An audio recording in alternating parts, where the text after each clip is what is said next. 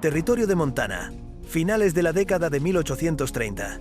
El valle estaba atrapado entre montañas como si alguien hubiera puesto una trampa gigantesca para el viento. En verano parecía un lugar amable, con riachuelos claros y pasto alto balanceándose al sol. Pero en invierno, ese mismo valle se convertía en una trinchera de hielo donde cada paso podía ser el último si cometías un error tonto. Y justo un error tonto fue lo que cambió para siempre la forma en que un colono llamado Duncan pensó en las cabañas de troncos. Duncan Blount era trampero, silencioso, cabezota, y según muchos, demasiado serio para vivir tanto tiempo solo en las montañas sin volverse loco. Había sobrevivido a inviernos brutales, a encuentros con osos y a roces tensos con guerreros nativos. Pero lo que no pudo salvar fue a su compañero Callum, que murió de la forma más absurda que uno pueda imaginar en un territorio lleno de peligros épicos, resbalando en su propio escalón helado. Aquel día el invierno ya casi se despedía. Era abril, y por eso la tormenta fue tan traicionera. Una lengua de aire frío bajó de golpe, la temperatura cayó en cuestión de una hora, y la lluvia fina se convirtió en una capa de cristal sobre cada superficie. Callum volvió primero a la cabaña, pisó el umbral cubierto de hielo, perdió el equilibrio y se golpeó la cabeza contra el marco de la puerta. Cuando Duncan lo encontró, ya estaba frío. No había osos, no había flechas, no había batalla. Ese detalle se le clavó a Duncan en la cabeza. Habían preparado trampas contra depredadores, habían calculado rutas para evitar emboscadas humanas, habían almacenado comida para no morir de hambre. Pero nadie había puesto una sola neurona en algo tan sencillo como mantener seca la entrada de la cabaña. Y lo peor era que, cuando empezó a fijarse, se dio cuenta de que el problema no era solo suyo ni de Callum. Durante las semanas siguientes, Duncan empezó a visitar otras cabañas del valle con la excusa de comerciar o saludar, pero en realidad iba a mirar siempre lo mismo: las puertas. En todas pasaba igual. Hielo pegado al escalón, manchas oscuras en el marco, madera blanda comenzando a pudrirse justo donde el interior caliente chocaba con el exterior helado. La gente lo aceptaba como quien acepta que en invierno hace frío. Inevitable, punto. Puertas que duraban 3 o 4 años y luego había que rehacerlas desde cero, rodillas torcidas, muñecas rotas, golpes en la espalda, y nadie veía ahí un problema de construcción, solo cosas de la montaña. Duncan no pudo volver a repetir esa frase. Cada vez que veía hielo sobre un umbral, veía el cuerpo de Callum, y en lugar de resignarse, hizo algo que muchos consideraron una excentricidad peligrosa. Dejó la montaña en pleno buen momento de caza y bajó a ciudad para estudiar edificios. Bajó a buscar respuestas sobre algo que hasta entonces nadie se había molestado en preguntar. ¿Se podía construir una cabaña donde la puerta no fuera una trampa de hielo? En la ciudad, entre herrerías, almacenes y casas comerciales, descubrió algo que en la montaña casi nadie sabía poner en palabras, pero que estaba delante de sus narices. El calor se mueve, el aire arrastra humedad, y si no le das una salida clara, esa humedad se pega en el punto más frío y lo destruye todo. En la herrería vio cómo el calor del horno salía disparado hacia una gran abertura frontal, manteniendo seca la entrada aunque dentro hubiera vapor y sudor. En un almacén del puerto observó cómo el muelle cubierto, con una especie de boca abierta al frente, se mantenía 2 o 3 grados por encima del exterior y la humedad se evaporaba del suelo en lugar de quedarse y congelarse. Entonces, alguien, un carpintero urbano que llevaba años cambiando marcos de puertas, le dijo la frase que le ajustó todas las piezas. No puedes evitar que haya humedad donde vive gente. Lo único que puedes hacer es darle un camino para salir antes de que te pudra la casa. Ahí fue cuando a Duncan se le encendió la chispa. Si el problema de todas las cabañas era que el calor húmedo buscaba la puerta, se pegaba al marco frío y se congelaba, entonces, ¿por qué no usar el propio fuego de dentro para crear, delante de la puerta, una zona caliente que impidiera que nada se convirtiera en hielo? Suscríbete si te gusta el video. Con esa idea en la cabeza, regresó a la montaña como quien vuelve a su laboratorio. Escogió un nuevo lugar para construir su cabaña en un pequeño alto, a cierta distancia del arroyo. Perdía comodidad para traer agua, sí, pero ganaba algo que ahora valoraba más: buen drenaje y un frente despejado donde el viento no se estancara justo delante de la puerta. Empezó construyendo lo que cualquiera habría reconocido como una buena cabaña de troncos. Base de piedra, esquinas bien encajadas, troncos pelados, chinking grueso de barro, fibras y resina para sellar cada rendija. Las paredes trasera y laterales eran tan herméticas que ni el humo habría podido escaparse por ellas. Hasta ahí, nada raro. Parecía que esta vez Duncan iba a construir como todo el mundo. Pero cuando llegó el momento del muro frontal, el que miraba hacia el valle y sostenía la puerta, hizo algo que convirtió su obra en el chiste del territorio. En lugar de apilar los troncos uno sobre otro y rellenar las rendijas con barro, dejó a propósito una franja abierta en medio del muro. Una abertura larga horizontal de lado a lado, como si hubiera olvidado terminar la pared. Una rendija que, vista desde fuera, parecía un error garrafal. Mlaud le dijo a un vecino entre carcajadas: «Se te ha olvidado poner un tronco». O dos, añadió otro. O una pared entera. Para todos era una locura. ¿Quién en su sano juicio abre un hueco en la pared justo enfrente del viento y de la nieve? ¿Quién deja una abertura en el muro de su propia casa si vive en un lugar donde el invierno puede bajar muchos grados bajo cero? Desde fuera, parecía que Duncan había decidido darle la razón al rumor de que la soledad lo estaba volviendo loco. Lo que nadie veía era el plano que él tenía dibujado en la cabeza. Esa abertura no era un fallo, era un respiradero calculado. Había diseñado la chimenea, el hogar de piedra y la distribución del interior para que el calor del fuego se dirigiera, como empujado, hacia ese hueco. 3 paredes selladas a conciencia guardarían el grueso del calor dentro, mientras una sola abertura se encargaría de sacar hacia el exterior justo la cantidad necesaria de aire caliente para crear, delante de la pared, una zona templada, seca y libre de hielo. Un cinturón de calor flotando sobre el umbral. En otras palabras, mientras todo el mundo construía cabañas para no perder ni un soplo de aire caliente, Duncan estaba construyendo una cabaña que decidía por dónde perdía ese aire. ¿Y para qué? Iba a gastar una parte del calor interior no para calentar el bosque, como decían las burlas, sino para mantener seca la zona que más muertes y golpes estaba causando, la puerta. El primer día que encendió el fuego en esa cabaña con un agujero en la pared, muchos esperaban ver salir humo por la abertura, nieve entrando, hielo pegándose por dentro. Lo que vieron, al caer la noche, fue otra cosa. Un resplandor naranja saliendo en una línea perfecta a lo largo de la abertura, como si la casa respirara luz. Y en el suelo, delante del muro, algo que a ellos les pareció casi brujería. Nieve derretida, madera seca, ni rastro de hielo. Lo que al principio todos llamó la abertura inútil, acababa de dar su primer paso para convertirse en el truco más incomprendido y más útil de aquel rincón del viejo oeste. El invierno serio no tardó en poner a prueba el invento de Duncan. A principios de noviembre, una oleada de aire frío bajó de las montañas y convirtió el valle en una caja de cristal. Los charcos se congelaron en una sola noche, las ramas amanecieron cubiertas de una costra blanca y las respiraciones salían en nubes densas incluso dentro de las cabañas. Era el tipo de frío que separaba las casas decentes de las casas mal construidas. Y sobre todo, era el tipo de frío que volvía a las puertas un arma traicionera. En la mayoría de las cabañas pasaba lo de siempre. El calor de dentro cargado de vapor de cocina, de aliento humano y de nieve derretida en las botas escapaba por la zona más fría, el umbral. Esa humedad se pegaba al marco y al escalón, y en cuanto la temperatura exterior caía por debajo de cero, se convertía en una fina película de hielo casi invisible. Bastaba un paso en falso, media bota mal colocada o un descuido para que alguien acabara en el suelo viendo estrellas. En la cabaña de Duncan, la historia tenía otro ritmo. Al anochecer encendía el fuego como todos, pero la forma en que el calor se movía era distinta. El hogar de piedra colocado en la pared opuesta a la puerta empujaba el aire caliente hacia el frente. 3 paredes bien selladas lo retenían, y cuando ese aire buscaba una salida no tenía que adivinar por qué rendija escapar. Se encontraba con la gran abertura horizontal en el muro frontal, justo a la altura del pecho.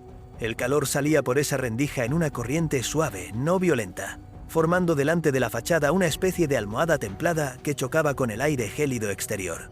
El resultado era sencillo, pero poderoso.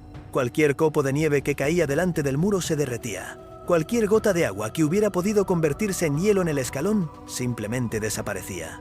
El umbral permanecía seco, y el aire justo frente a la puerta se mantenía unos cuantos grados por encima del exterior. Los vecinos al principio solo veían luces. Desde sus cabañas, por la noche, miraban la casa de Duncan y veían la franja naranja brillando entre los troncos, como si el muro estuviera mal encajado. Y se repetían la misma frase: «Está calentando el valle entero por las rendijas». Creían que aquella abertura se comía su leña más rápido que ninguna otra chimenea. Pero luego pasó algo que rompió esa idea. Las pilas de leña. Conforme avanzaban las semanas, las reservas de madera de todos empezaron a bajar a buen ritmo. No era que se hubieran preparado mal, era que sus cabañas eran tragahogueras. El calor escapaba por cada junta mal sellada, por cada rendija en el techo, por cada esquina donde el barro se había encogido al secarse. Tenían que mantener el fuego encendido casi todo el tiempo para no tiritar. Duncan, en cambio, veía bajar su pila mucho más despacio. Quemaba fuerte durante ciertas horas del día, sí, pero luego dejaba que el sistema trabajara solo. 3 paredes aisladas guardaban el calor. La tierra seca bajo el suelo ayudaba a que la temperatura no se desplomara, y la abertura del muro solo dejaba salir lo justo para mantener la entrada caliente. No estaba regalando la mitad de su fuego al bosque. Estaba invirtiendo una pequeña parte de su calor en ganar seguridad, sequedad y menos accidentes.